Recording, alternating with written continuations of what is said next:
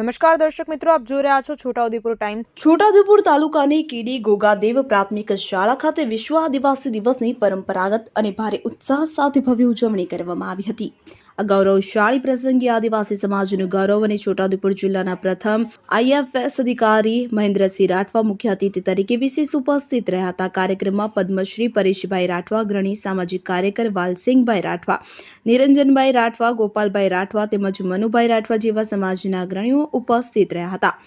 ઉપસ્થિત તમામ મહાનુભાવોએ પ્રાસંગિક વક્તવ્ય આપતા વિશ્વ આદિવાસી દિવસની ઉજવણીના મહત્વ, તેના ઇતિહાસ અને આદિવાસી સંસ્કૃતિના જતન અંગે વિસ્તૃત ચિતાર આપ્યો હતો। ઉજવણીની મુખ્ય વિશેષતા એ હતી કે શાળાના શિક્ષકો, વિદ્યાર્થીઓ અને સ્થાનિક ગ્રામજનો પોતાના પરંપરાગત આદિવાસી પહેરવેશમાં સજ્જ થઈ આવ્યા હતા। સમગ્ર વાતાવરણ આદિવાસીઓના પારંપરિક વાજિંત્રો, મોટલા ઢોલ અને મોટલા પીહાના મધુર તાલે ગુંજી ઉઠ્યું હતું। પરંપરાગત સંગીતના તાલે સૌ કોઈ ઝૂમી ઉઠ્યા હતા અને પોતાની સાંસ્કૃતિક ધરોહરને ગર્વભેર ઉજવી હતી। કાર્યક્રમમાં કેડી ગોગાદેવના પૂર્વ સરપંચ રૂપસિંહભાઈ રાઠવા, જિલ્લા પંચાયત સદસ્ય શ્રીમતી મીરાબેન રાઠવા સહિત સ્થાનિક આગેવાનો, વાલીઓ ઉપસ્થિત રહ્યા હતા। CRC કોઓર્ડિનેટર વરસનભાઈ રાઠવા અને શાળા પરિવાર વિનોદભાઈ રાઠવા, જગદીશભાઈ રાઠવા સહિત પ્રાથમિક શાળા તથા સરકારી માધ્યમિક હાઈસ્કૂલના સ્ટાફ તથા 600થી વધુ વિદ્યાર્થીઓ અને ગ્રામજનો જોડાયા હતા અને સંયુક્ત પ્રયાસોથી યોજાયેલો આ કાર્યક્રમ આદિવાસી સંસ્કૃતિ અને એકતાનું ઉત્કૃષ્ટ ઉદાહરણ બન્યો હતો। કાર્યક્રમ બાદ ધરતી